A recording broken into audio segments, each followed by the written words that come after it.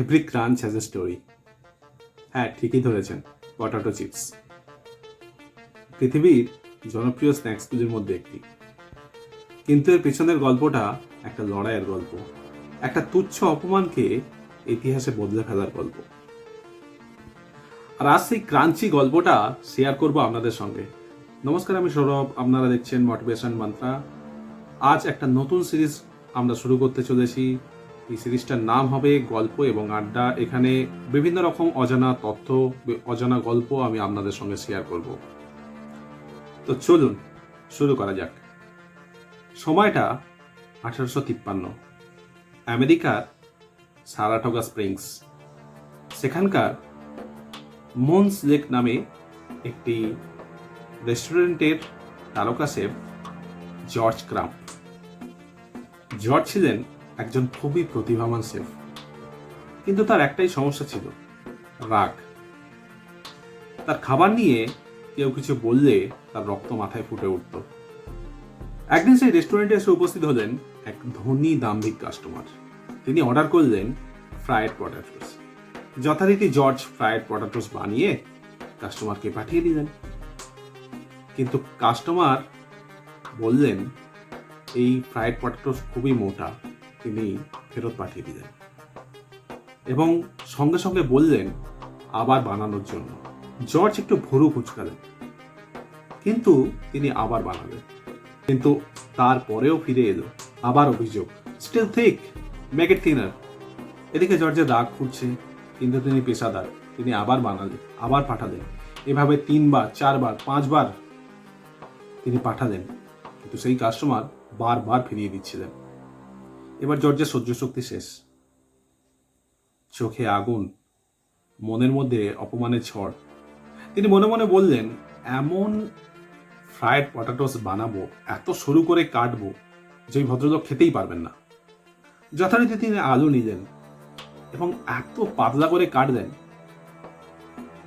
যে আলোতে ধরলে পিছন থেকে দেখা যাবে, কাগজের মতো পাতলা, একেবারে পেপার থিন।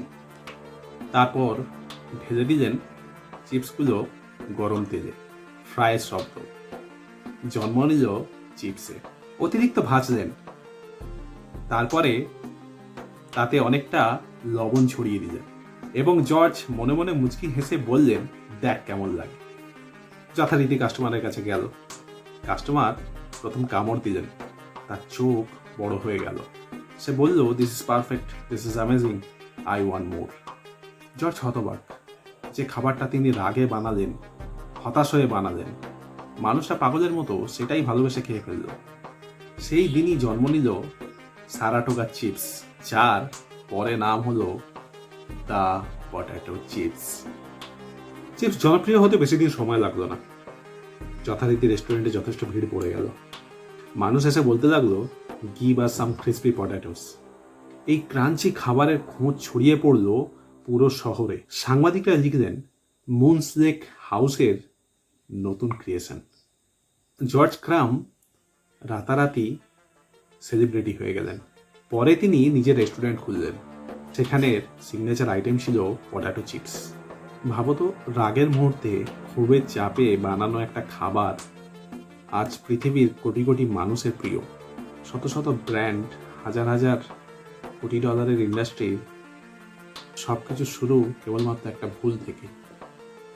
এই গল্পটা শুধু চিপসের গল্প নয়, এটা একটা শিক্ষা। কখনো অপমান তোমাকে থামিয়ে দেয় না, সঠিকভাবে ব্যবহার করলে সেই অপমানই তোমাকে সফল করে তোলে।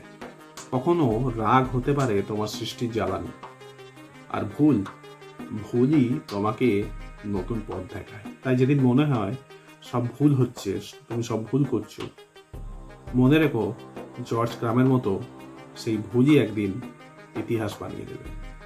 তো বন্ধুরা, গল্পটি যদি ভালো লেগে থাকে তাহলে প্লিজ লাইক করুন, শেয়ার করুন এবং চ্যানেলটি সাবস্ক্রাইব করুন। এরকম অনেক গল্প নিয়ে আপনাদের সঙ্গে দেখা হবে পরের ব্লগে। টিল দেন টাটা, সবাই ভালো থাকবেন।